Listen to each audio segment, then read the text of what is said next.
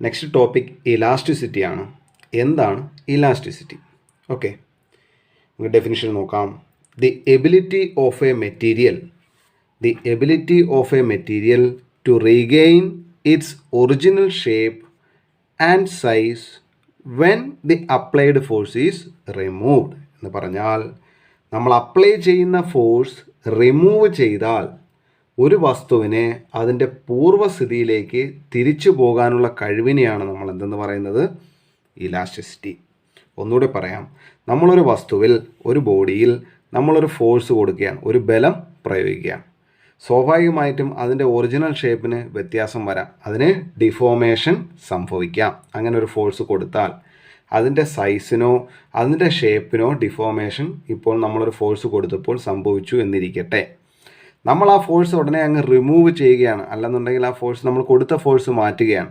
കൊടുത്ത ഫോഴ്സ് മാറ്റിക്കഴിഞ്ഞാൽ നേരത്തെ ഇപ്പോൾ ചേഞ്ച് ആയിരിക്കുന്ന ഷേപ്പ്, സൈസ് തുടങ്ങിയ കാര്യങ്ങളെല്ലാം to regain its original shape, പഴയ ഷേപ്പിലേക്ക് തിരിച്ചു പോകുന്നുണ്ടെങ്കിൽ അല്ലെങ്കിൽ തിരിച്ചു പോകാനുള്ള കഴിവിനെ ആണ് നമ്മൾ എന്തെന്ന് പറയുന്നത്?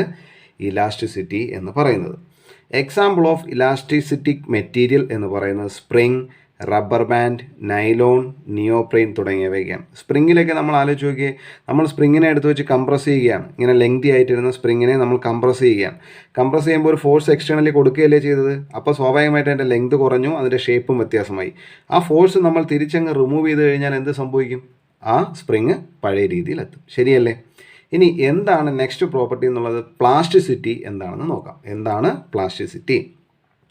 The ability of a material to continue in its new shape and size when the applied force is removed. നേരെ ഓപ്പോസിറ്റാണ്. ആർക്ക് ഓപ്പോസിറ്റാണ്? ഇലാസ്റ്റിസിറ്റിക്ക് നേരെ ഓപ്പോസിറ്റാണ് പ്ലാസ്റ്റിസിറ്റി. എന്ന് പറഞ്ഞാൽ ഒരു വസ്തുവിനെ നമ്മൾ ബലം പ്രയോഗിച്ച് ആ വസ്തുവിനെ ഒരു പുതിയ ഷേപ്പ് അറ്റൈൻ ചെയ്യുന്നു.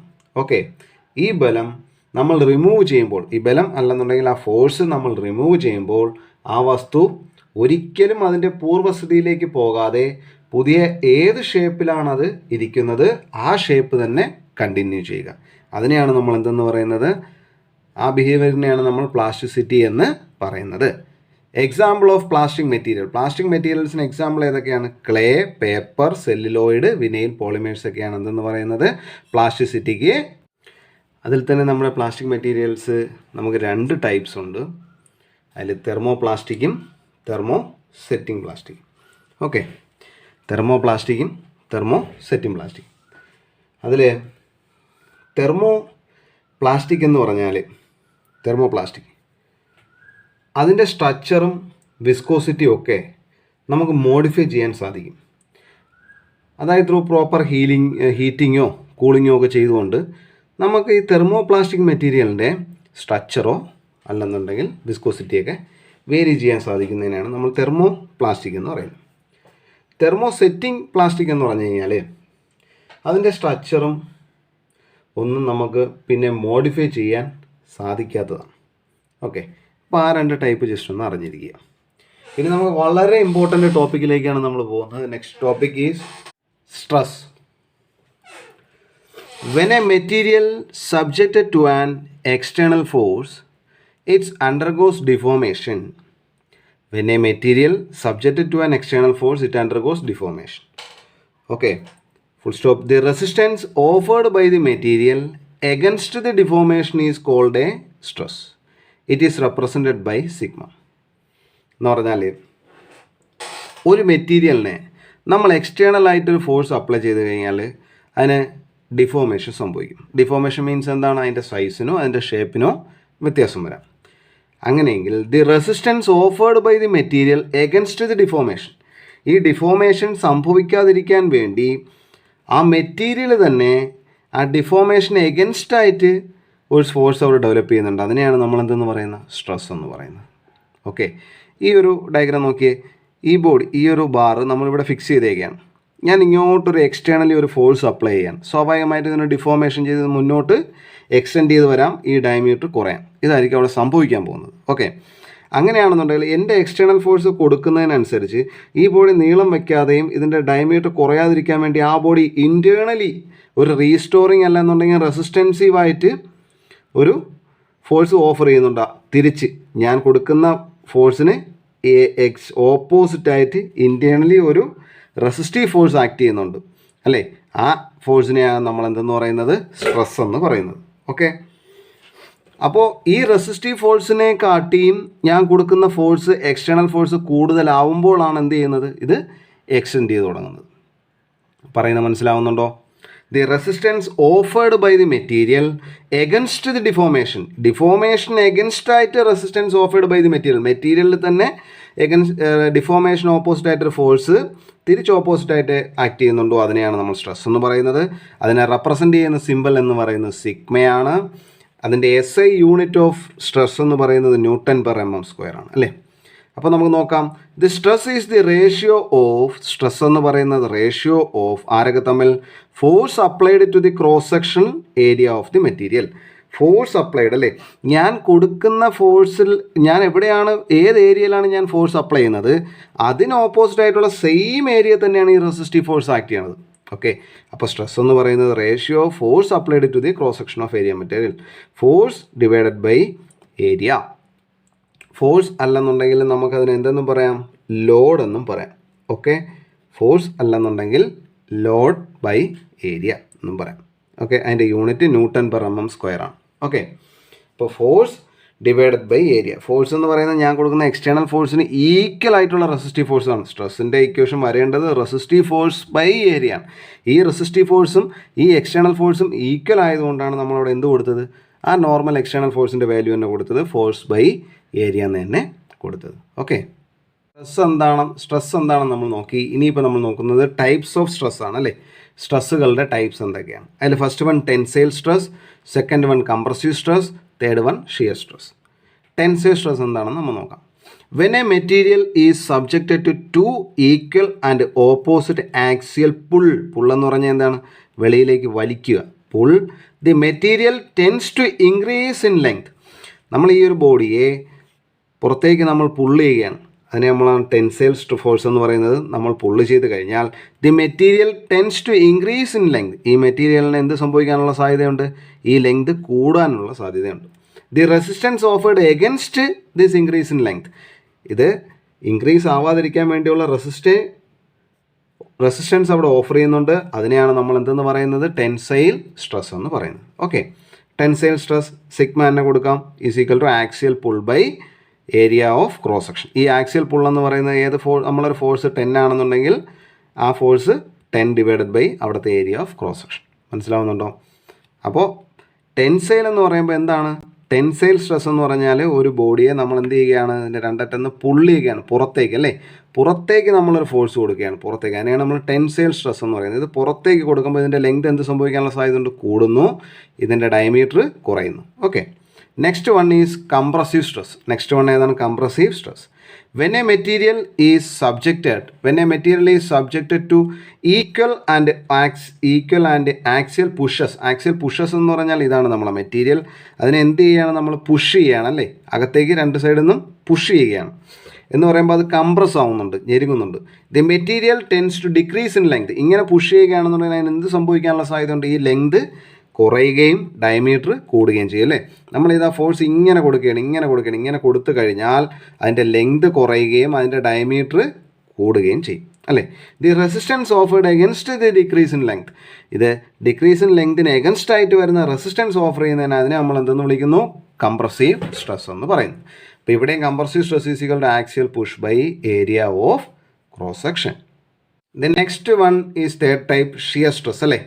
When a material is subjected to 2 equal and opposite forces acting tangentially across the resisting action.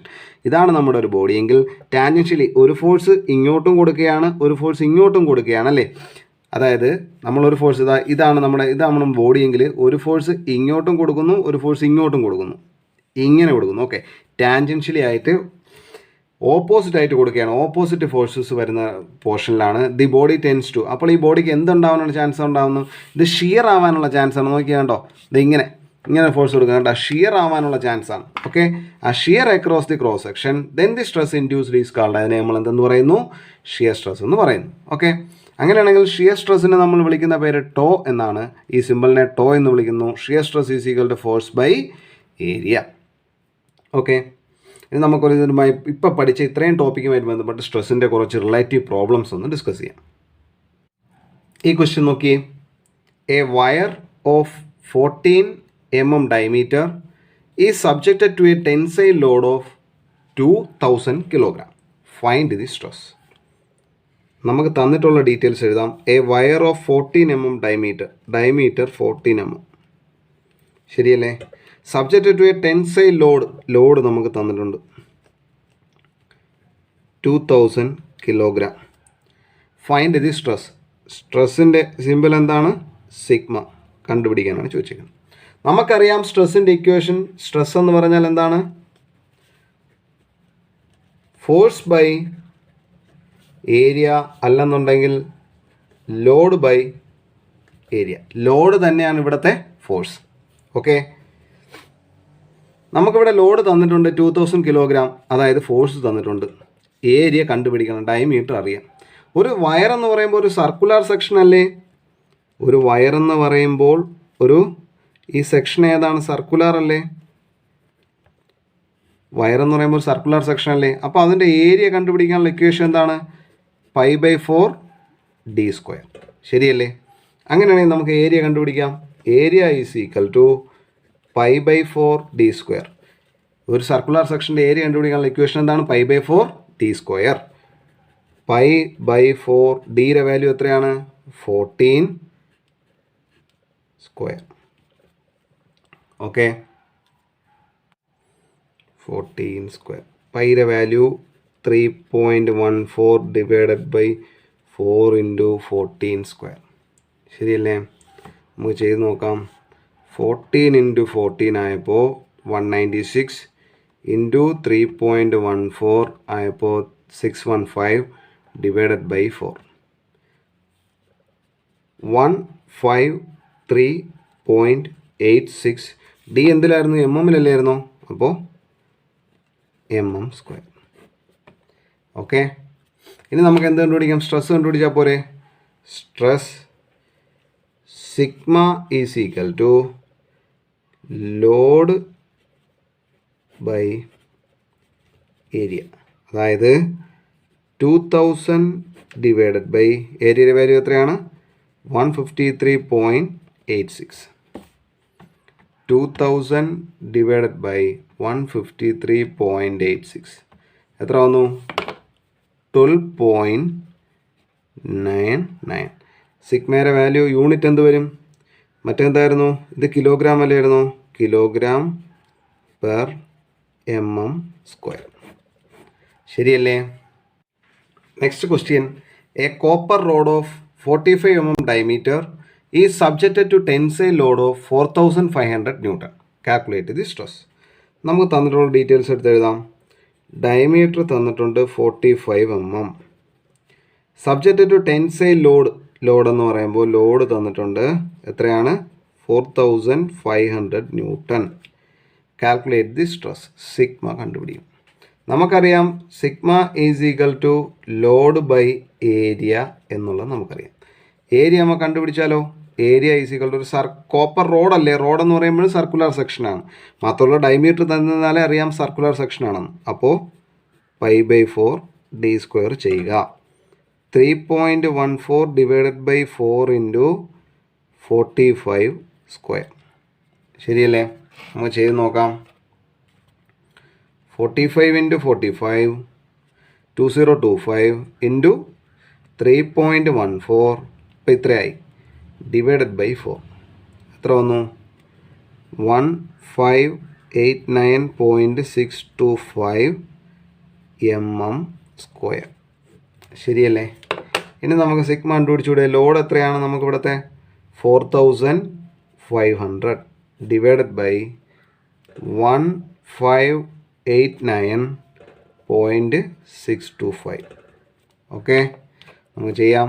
4500 divided by 1589.625 എത്ര വന്നു? 2.83. യൂണിറ്റ് എന്ത് വരും? ഫോഴ്സിൻ്റെ യൂണിറ്റ് എന്താണ് കൊടുത്തിരുന്നത്? Newton divided by mm². അപ്പോൾ സ്ട്രെസ് ആയില്ലേ? ന്യൂട്ടൺ പെർ mm² അല്ലേ യൂണിറ്റ് ഓഫ് സ്ട്രെസ് എന്ന് പറയുന്നത്.